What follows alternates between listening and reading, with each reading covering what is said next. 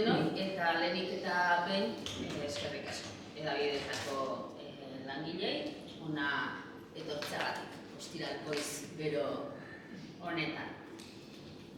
Egia esan, niretzako kontseiluko idazkari nagusi moduan batetik oso garrantzitsua da gaur hemen ondoan ditudan kide hauekin egotea eta bestetik baita ere oso pozgarria, ez? Nolabaiteko ekarpena egitera gatozelako eta ez bakarrik euskalgintzaren kontseilua, ez bakarrik euskalgintza, ze kontseilua hori da, euskalgintzako eragile nagusien bilgunea, baizik eta eragiketza sozialean garrantzitsuak diren hainbat erakunde. Gaur justu horietako bi ordezkari ditugu, baina honen oinarrian eta atzean daudenak askoz ere gehiago dira.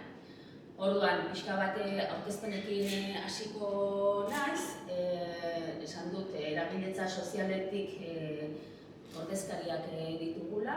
Ezkerrean Igor Arenaza, Atletik Fundazioko ordezkariak, eskuinean Leire Alberdi, Euskal Kontsumitzaileen Elkarteko ordezkaria, eta nire ondoan, pixka bat gaur aurkeztera gatozen honen gripetan, gidari eta bidelagun izan dugun Aitziber Blanco, bera bizikidetza prozesuetan bideratzaile aritua da, askotan, hori du bere jarduna, eta kasu honetan euskararen normalizazioaren aldeko proposamen bat posten lagundu dugu eta laguntzen ari zen. Bueno, pixka bat kontestua hau jarrita, hasiko naiz, ekarri egin dugun lanketari testu ingurua jartzen, ezta? Ze bada gutxienez, hamarkada bat, pixka bat euskararen normalizazio eta biziberritzearen eremuan ari garenok, soziolinguistek, kezka adierazten duten, ezta? Euskararen normalizazio eta biziberritze prozesuarekiko. Esaten ari naizen hau ez da berria eta hainbat hitz erabili dira gainera azken urteetan kezka adierazteko. Uste dut gai hauen jarraipena, gainera hemen ikusten zaituztet, hontan aritu zaretenak, bidegurutzea, errotonda, motelaldia, minbizia, larrialdia, halako hitzak erabiltzen ari gara azken boladan. Honek ez du esan nahi, aurreko hamarkadetan aurrerapen handirik egin ez denik. Zer uste dut hori ere ukaezina dela, ez? 60koetatik hasita, susperraldi bat gertatu da. Horren emaitza gara neurri handi baten, horren emaitzaz gaude hemen. Eta susperraldi hori gertatu da nolabait, gizarte eragiletzak eta herri erakundeek noranzko jakin batzuetan hizkuntz politika batzuk egin dituzte. Baina, datuek adierazten digute, datuek eta gertakari soziolinguistikoek eta gizarte aldaketek aldi hori bukatu dela, ezta? Eta momentu honetan hiztun komunitate moduan ditugun erronkei aurre egiteko beste zerbaiten premian gaudela. Horrekin lotuta, jauzi hitza hau ere asko erabili da azken urteetan, eta gainera esango nuke une honetan nolabait gaurkotasuneko gai eta titularretan ere badagoela, ezta? Esango nuke adostasun bat ere badagoela, berriro ere gizarte ekimenaren eta instituzioen artean, nolabait erronka berri horiei guztiei erantzuteko jauzi baten beharraren inguruan, bai? Eta azken boladako hainbeste albiste eta titular uste dute honen letuko direla. Kontseilua aspalditik ari da, bai?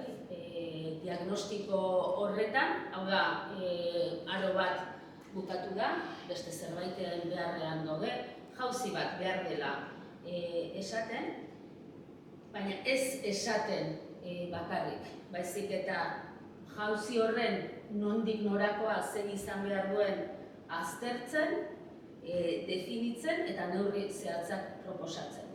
Eta gure ustez oraindik eta garrantzitsuagoa dena. Jauzi honen inguruko adostasun soziala bilatzen eta lantzen. Eta hain justu hortara gatoz gaur, ez? Adostasun horren bila egin dugun lanketaren berri ematera eta horren oinarrian zer ikusten dugun adieraztea.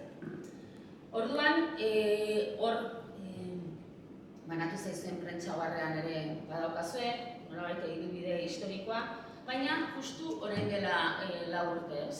2021ko ekainean Kontseiluaren ekimenez Euskal Herri osoko eta arlo askotan aritzen diren 110 eragile sozialek, elkarte, fundazio, enpresa, sindikatuk, batuz aldatu hizkuntza politiketan eragiteko adostasun soziala izeneko hitzarmena egin zuten, ezta? Hor ja bazegoen jauziaren ideia, jauzi bat behar da, eta gainera bazegoen oinarrizko proposamen bat. Hizkuntza politika berri horrek, jauzi horrek, bi oinarri izan behar zituela. Batetik euskararen ezagutza unibertsalizatzea eta bestea erabilerarako baldintzak sortzea. Eta bi oinarri horiek elkarrekin batera ulertuta. Elkarrekin ulertuta, bata eta bestea elkarrenganako baldintzagarri direla. Txanpon beraren bi alde, aipatu dugu hor, eta uztarri bereko bi idi ere bai, ez? Batak besterik gabe ezin duelako. Orduan adierazi genuen, bi oinarri horiek direla jauziaren funtsa, oraindik eta gehiago, beren soiltasunean paradigma aldaketa bat dakartela, orain arte indarrean diren hizkuntza politiketara. Eta hemen, inziso txiki bat egingo dut, ze Euskal Herri osoa ze ari gara, baina egia da Euskal Herri osoak, Euskal Herriak bere baitan duen banaketa administratiboagatik ez daudela, oso baldintza desberdinak daudela hizkuntza politikak egiteko, ezta? Autonomia erkidegoan, Araba, Bizkaia eta Gipuzkoan zoru bat dago eta aukera batzuk daude, Nafarroan bestelakoa da eszenatokia eta Ipar Euskal Herrian beste erabatekoa, ezta? Baina hizkuntza politikak, euskararen aldeko hizkuntza politikak modu egokienean, aurreratuenean egiteko zorua dagoen gunean ere, hau da, autonomia erkidegoan paradigma aldaketa baten beharra, ez, ikusten dugu. Jauziarena. Eta, gainera, hori izan dadila, etorkizunera begira ere, beste eremuetarako trakzio indarra, orain arte izan den bezala, ezta? Orduan, parentesi hori eginda, aipatu ditudan bi oinarri horiek gainditu egiten dute, orain arteko hizkuntza politiken eredua, ezta? Izan ere, indarrean dagoen ereduak bi hiztun komunitate bereizten ditu edo, ez? Alde batetik, badago gaztelera hiztunen edo euskaraz egite hiztunen komunitatea eta bestetik badago euskal hiztunen komunitatea. Eta nolabait euskal hiztunen komunitateari eskubide batzuk aitortzen zaizkien, baina nolabait esateko minorientzako egindako politika modu batean. Beste leku batzutan, nazioartean beste leku batzutan ere halako ereduak erabilidea, baina oinarri horrekin. Egia da, hezkuntza sistema izan dela horretan salbuespen, hezkuntzan bai egonda nolabait gizartea euskalduntzeko begirada bat eta proposamen bat hor egin den hizkuntz politikan, baina gainerako arloetan, euskaldunen hizkuntz eskubideen aitortzan oinarritu da eta falta izan du da nolabait gizartean denak euskararen jabe izateko bulkada hori indartsua izatea. Horregatik esaten dugu euskararen erabilerarako baldintza errealak sortzeko guk askotan aipatu izan dugu eta gainera gure dokumentuetan hala dago jasota baldintza erosoak Baina, akaso orain baldintza, ez gaur egun baldintza normalak izan da ere konformatuko ginateke, ez? Ez eta etorkizunean eroso aritzea izan beharko lukeen zera, ez? Baina baldintza egokiak izatea bera ere helburu da momentu honetan. Baina baldintza erreal horiek sortzeko garaian, uste dugu hizkuntz politiken eredu hau gainditu egin behar dela, eta ezinbestekoa dela herritar denei euskara bermatzea. Bide hori proposatzea. Dudarik gabe, eta gainera batu zaldatu den hasierako dokumentuan hala dago jasota, honen guztiaren zehar lerroetako bat da progresiboa izatea, guztientzako irisgarria, baina begirada hortan jarrita aritzea da helburua.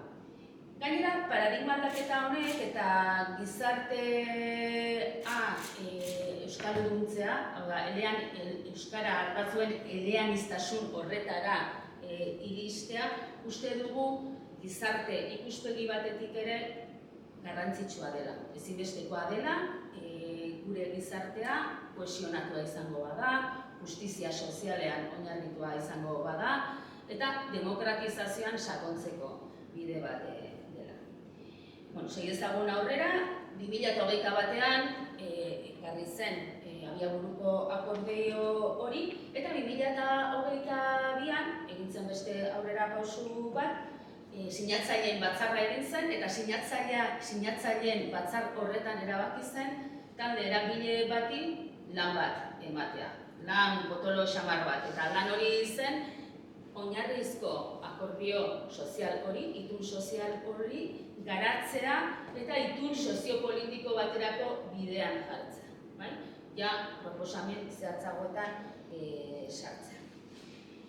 Denbora pasada ordutik, 2021etik 4 urte pasa dira, eta gainera aldaketak, hain azeleratuak, aldaketak eta ziurgabetasunak hain azeleratuak diren garai hauetan 4 urteko tartea asko da, eta esango nuke gauza desente gertatu direla. Besteak beste, gure baitan, kontseiluaren baitan, idazkaritza lantaldeak bera ere aldatu egin da.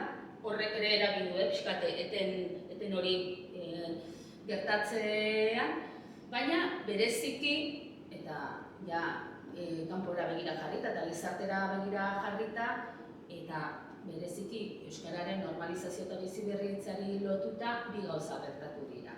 Batetik, oldarraldi judizial bat gertatu da, orain arteko hizkuntz politikaetarako tresneri aurreratuena zen hori ere, nahiz eta gure ikuspegitik beste eszenatoki batera salto egiteko garaia den, baina guk jada kamustua ikusten genuen hori ere eraisten ari da, hori batetik, eta bestetik, eta zoritxarrez diot, eta benetan zoritxarrez, euskalgintzako eragileok, kontseiluko eragileok behartuta ikusi dugu gure burua larrialdi linguistikoan gaudela adieraztera.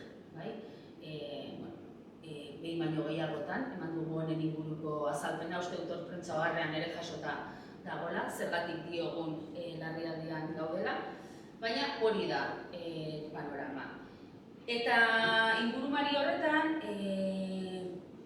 panorama horretan, batuz aldatuko talde eragilea lanean aritu da.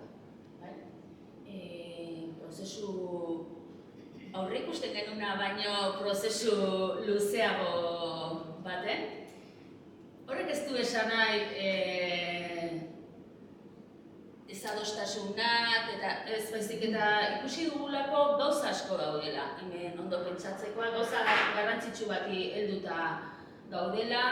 Etorkizunera begirako oinarri batzuk jartzea oso garrantzitsua dela, eta batetik horregatik perspektiba hori egon delako, eta bestetik talde eragile horretan aritu diren guztiak oso konprometituta ari direlako, eta guretzako hau benetan diot euskalgintzaren kontseiluaren ikuspegitik hori izan da inoiz behar bezala eskertuko ez dugun zerbait. Hor badaude euskalgintzako eragile batzuk, propio euskalgintzaren eremuan abitzen garenak, baina beste batzuk eragilitza sozialetik eta oso urrutiko eremuetatik datozenak, eta guretzako harrigarria eta bereziki eskergarria izan da agertu duten konpromiso. Nolabait, gainera guk horrela irakurtzen dugu, gizarte honetan badagoela euskararen normalizazioaren aldeko pulsio handi bat. Horren seinale litzateke hemen sortu den konpromiso hori ere. Prentsa oharrean badauzkatzue zehaztuta zeintzuk diren talde eragile horretako kideak, ez ditut beraz banan-bana aipatuko, baina hori guztiei eskertza. Zerbaitik eragile sozialen garrantzi hori, kontseiluak ulertzen duelako euskararen normalizazio eta biziberritze prozesua hizkuntza baten berreskurapenaz haragoko zerbait dela.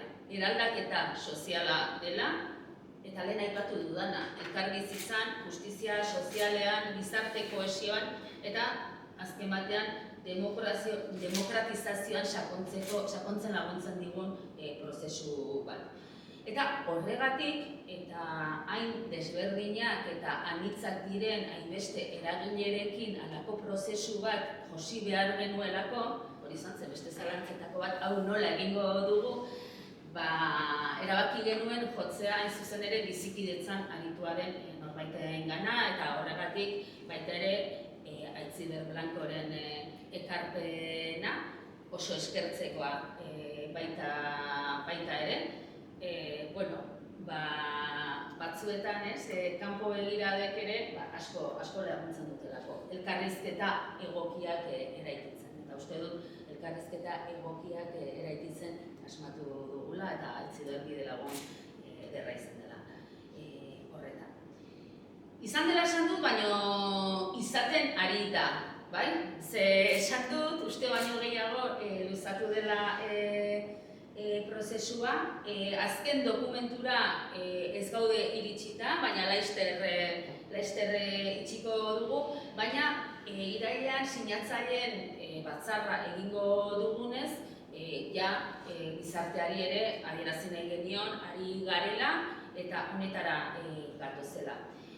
Elkarrizketa oso aberatsa sortu da, xehetasun eta ñabardurez betea, eta uste dugu badaudela zumeak jauzi horren oinarria izango den itun soziopolitiko hori osatzeko, hemendik sortuko den ekarpenarekin. Eta gainera, arlo-zarloko, oraindik ezin ditugu zehazt eman, baina aurreratu dezakegu, badaudela proposamenak edo gidalerro batzuk, estatusaren auzian, hezkuntzan, helduen euskalduntze alfabetatzean, eremu sozioekonomikoan, administrazioan, astialdian, nolabait hizkuntz politika integral baterako proposamenak daudela edo proposamenen oinarriak. Baina, beti ere, azpimarratu nahiko genukeena da, bereziki, eta lau urte hauetako hutsune horretan eta oldarraldia eta larrialdia tartean direla, bereziki gauza batean berresten garela.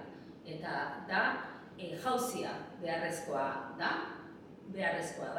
eta gainera lehen egin behar ditugu gauza batzuk, eta badakigu gainera, jauzi horren bi oinarriak direla ezagutzaren unibertsalizazioa eta erabilerarako baldintzak sortzea. Eta biak, diodan bezala, txanpon beraren bi alde moduan ikusita.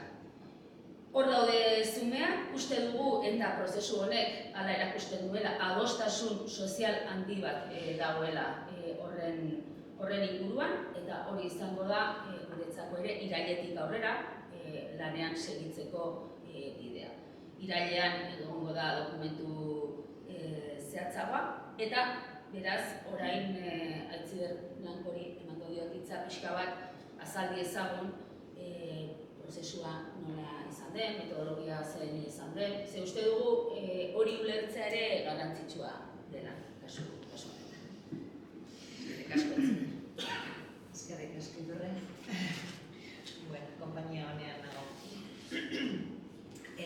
Idurrek esan duen bezala hori da, ez?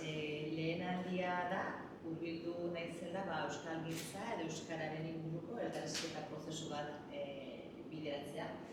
Ze hori da, bizikidetza eta bakegintzaren eremutik nator, baina egia da, kontseilutik deitu nindutenen, Idurrek zehazki ez, eta proposamen hau egin zidanean, bainetako zentzua zokan, ez? Azken finean,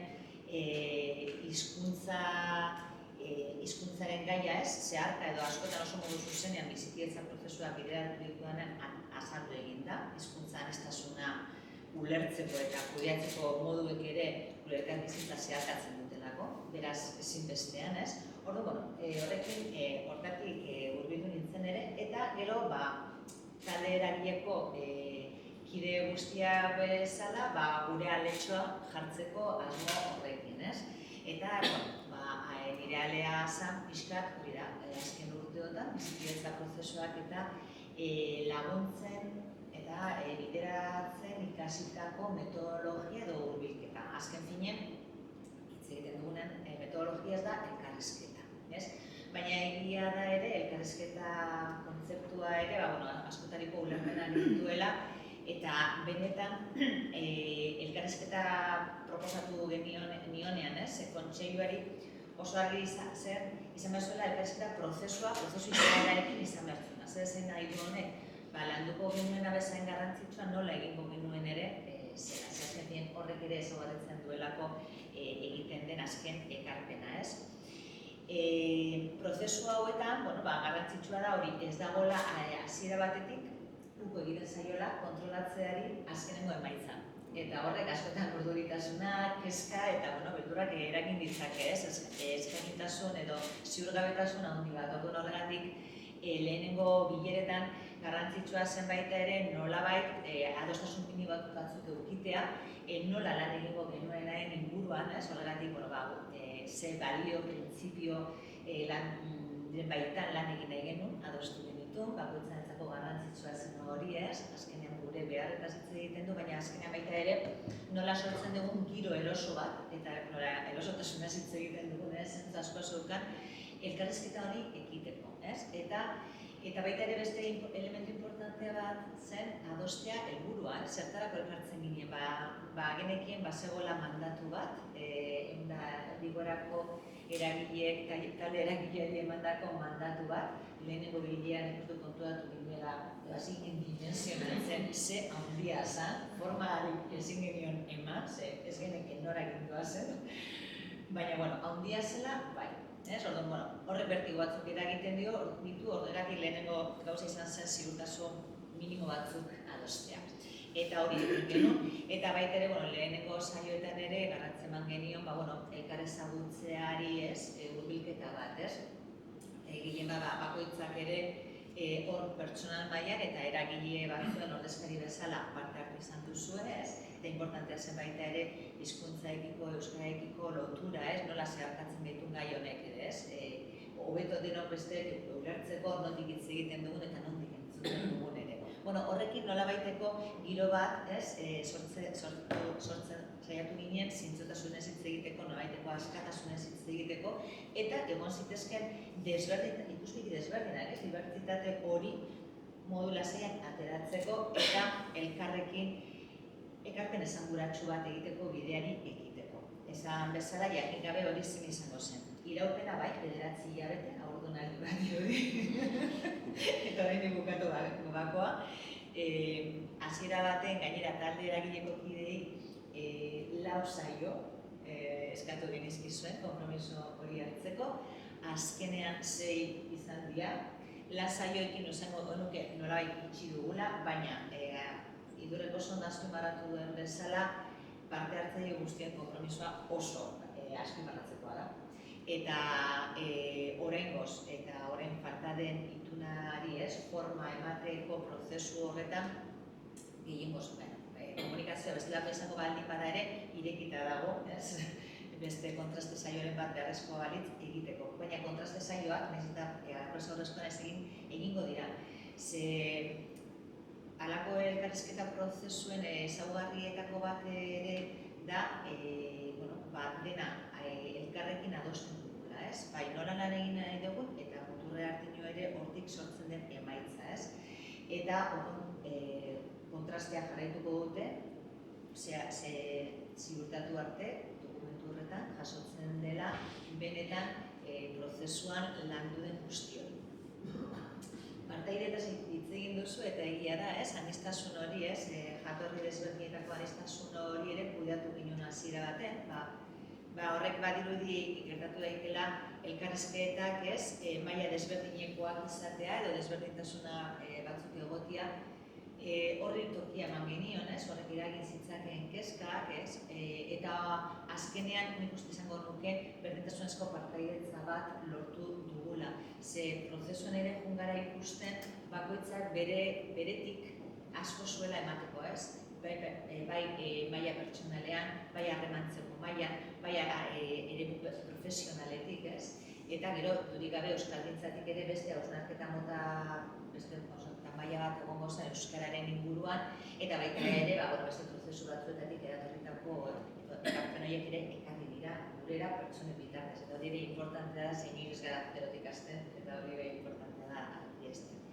Galdera gehien ere kontseilua izan da, kontseiluak egon izan du rol bikoitza, alde batetik deitzailea zen, baina beste aldetik ere partaidea, eta egia da lortu degula partaidetza hori berdintasunezkoa izatea, eta banatzea, deitzaile eta partaidearen rol hori, eta importante ere izan da, momentu honetan ere, itun horri forma bat zaion momentu honetan, horko parte izatea, prozesu guztia barrean eta egiteko eta ulertzeko. Orduan esan dago, hasierako saioak tokatu lehenengo adostasunak egiteri egin genion, elkarrizketan abiagunea edo abiapuntua gurek aipatutako bi oinarri horiek ziren, adostasun soziala, akordio sozialaren horren baitan adostutakoak, eta hortik tira genuen. Elkarrizketak ez dira linealak izan, baizik eta oso zirkularrak, asko irekitzen ziren, bueltat jasotzen ginen, zabaltze horretan, irikuten ginen beste toki batzutara, beste gai batzuk ateatzen ziren, baina lotuta guztiz, batzutan eman diegu tokia, beste batzutan esan dugu hor daude, ikusi dugu badagola askoz gehiago hitz egiteko eta lantzeko, eta gai zabala dela. Halakoetan helburuek laguntzen dituzten berriz ere gure lana berkokatzen, adostu genituen helburuak, eta hori importantea da, azken finean halako talde baten, bakoitza bere tokitik, bere espektatiba pertsonalak edo eragilearen espektatiba propioak ditu, baina halako prozesu baten parte hartzen duzunean, partekatzen ditugun helburu horiek, adosten ditugu, eta horiek dira gure lana gidatzen dutenak, taldearen helburu horiek, eta hala izan da, eta horrek lagundu gaitu. Itxiera saioak, izan dira gehien bat azkenengo biak, izan da pixka hastea isten elkarrizketa hori eta hortik ikusten ze ekarpen esanguratsu eratorri dezakegu, eta hau da, itun soziopolitiko horretan gauzatuko zana. Hori izan da, hitz egin dago guztian nola destilatzen dugu, nola zintzoa gara baita ere atera diren, matiza guztiekin, ikuspegi guztiekin, ideia guztiekin, proposamen guztiekin, baina aldi berean zentzua izatea eta koherentzi bat izatea. Hortan hasi ginen, oso modu naturalean ere, ze gauza da, halako prozesuetan ere, azkenean taldea momentu baten bilakatzen da pertsonen batuketa baino talde izaera hartzen du, eta talde izaera hori hartu du, eta prozesuen lidergoa hartu duzue, talde bezala, eta taldea juntzan momentu bat esaten, zehaztu ezagun, hau nola irudikatzen dugu dokumentu baten.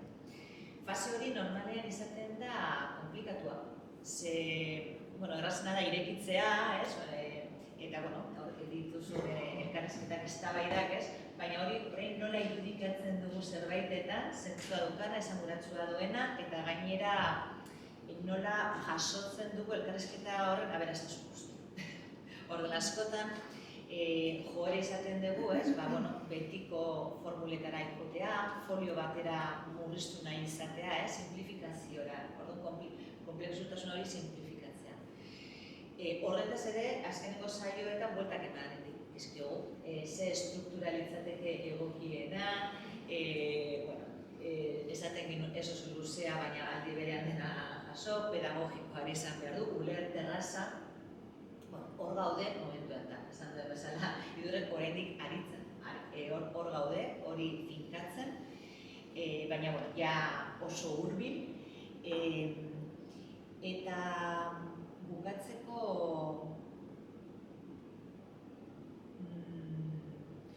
hori, nire aldetik hori, aipatzea baita ere, idurrek aipatu duen bezala, ez?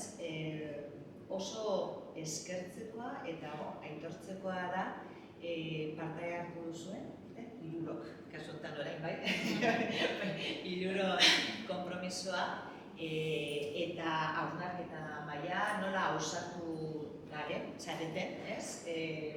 Amesten, pentsatzen nola egin gauzak, nola ekarri dituzuen baita ere zuenak, zuen bizipenak, zuen errealitatetik ekarri dituzitako beharrak eta aukerak, ez? Nialetik eskertzekoa da baita ere, nigan jarri duzuen konfiantza, oso argi jakin gabe norantza egin doazen eta ni zuek egoki laguntzeko gai izango nintzen jarritako konfiantza hori. Eta egia da hola anekdota bezala, gure saioak lau ordutakoak ziren, batzuk igual luzetxoagoak izan die, eta printzipioz atzeen aldia genukan, ez, adostua. Azkenengo bi saioetan ez zegoen atzeen alderik. Genukan janaria ingurunean, porque lanean ginen, eta topera ez, eta ordu, lan, jan, eta egiten genuen. Dena adostuak beti bezala, ez, eta beharra estoa zenean gelditzen ginen, baina egia da buru belarri sartu daela lanean. Eta bai egia da baita ere, eta bukaera iritsi orduko ez, edo iritsi bezala, ardura ere, ez, nabaritu dela, ez? Balioan jartzeko egindako guztia eta ulertarazteko gai izatearen horren inguruan. Eta nik horra erkin. Eskerrik asko berriro Aitziber eta bukatzeko, bai Leireri eta bai Igorri eman nahi nieke hitza, ze, izan zitezken beste ordezkari batzuk ere, baina bai pentsatu genuen garrantzitsua zela, ze hor ikusiko duzu eragileen artean, taleragileko eragileen artean badaudela batzuk oso euskalgintzakoak, baina garrantzitsua zela justu beste eremuetatik zetozen nahi, ematea hitza, hau guztia nola bizi izan duten azaltzeko. Eta pixka bat horixe galdetuko diet, lehendabizi Leireri, prozesua bera zer izan den zuretzako, eta gero bestetik, eta berriro azpimarra egingo nuke, adierazitako konpromisoan, ulertzen dut konpromisoa azkenean pertsonala bihurtzen da, baina erakundearena ere badagoela, ezta? Orduan zergatia baita ere, ezta? Eskerrik asko Idurre eta Aitziber, justu Aitziberri egiten izan bitartean nahi burura etorri zait azken saiotako batean azaleratu zena, ez? Azken finean saio guzti hauek izan dira oso prozesu luze, komplexu, baino aberasgarri, ez? Nolabait esateko soineko bat josten arituko abina bezala eta Aitziber josten paregabe izan da paper guztiak lotzen, beraz, alderdi hortatik eskerrik asko. Eta, modu pertsonal eta profesionalean da, bai noski Euskal Kontsumitzaileen Elkarteko ordezkari gisa eta eragileetako bat izan da, plazer gutxa izan dela prozesuaren parte izatea, eta desberdintasunetik oso aberasgarri, aldi berean. Segundo esan bezala, bakoitza gatoz eremu oso desberdinetik, nire kasuan kontsumitzaileen eremutik, eta guk, izan dugun prozesua azken urteetan, elkartea 80.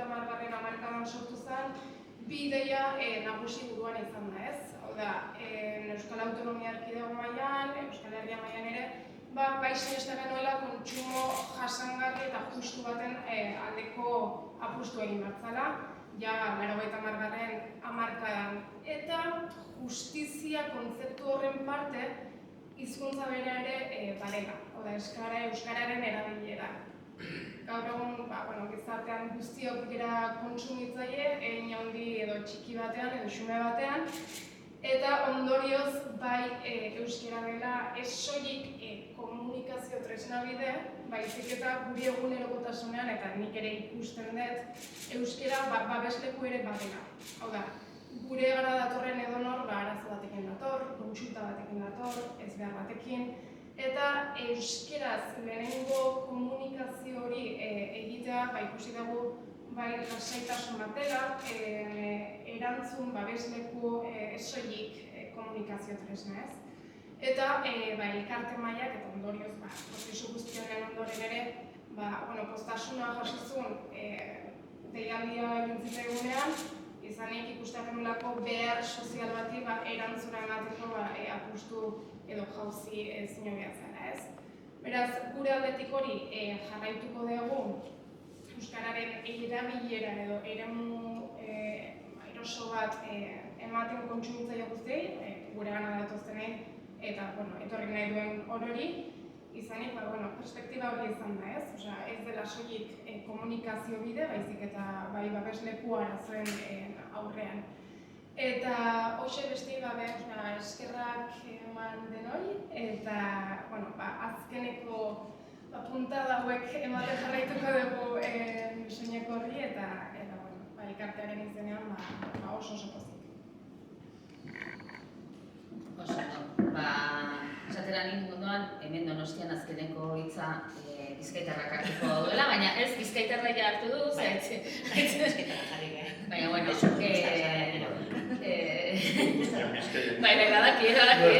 baina bueno, atletiken zera izan da, Igorri ere galdera berak, ez?